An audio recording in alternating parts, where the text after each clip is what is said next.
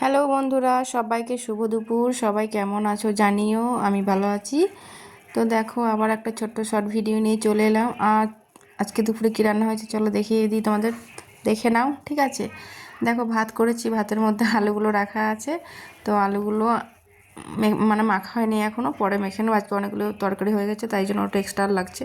তাই জন্য থাক, রাতে যদি লাগে তো ওটা তোমার রাতেরবেলা মাখবো। ঠিক আছে, তো দেখো লালতে শাক করেছি, আর এখানে একটা ভাজা করেছি, বরবটি, বিনস, করলা, গাজর দিয়ে ভাজা, আলু ভাজা, আর কাঁচকলা খোসাগুলোকে সেদ্ধ করে চাটনির মতো মেখেছি ওটাকে মিক্সিতে।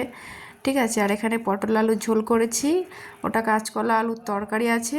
আর এই দিকটায় রয়েছে তোমার গাজর, আলু আর কুমড়ো দিয়ে মসুর ডাল দিয়ে তরকারি। ঠিক আছে, আর আর কিছু করি না, এইগুলোই হয়েছে। তো অনেকগুলোই হয়ে গেছে ধরো, সেই জন্য আর বেশি কিছু করলাম না। তো ওটাই দেখাচ্ছি তোমাদের, যে দেখো যখন রান্না করলাম তখন বেশ তরকারিটা না, মানে কাঁচকলা আলুর তরকারিটা নরম হয়েছিল। তো এটা কেন মানে শক্ত হয়ে গেল সেটাই মানে বুঝতে পারছি না। মানে টমেটো দিয়েছি বলে হয়তো হতে পারে একটু ডাটিয়ে গেছে, শক্ত শক্ত হয়ে গেছে।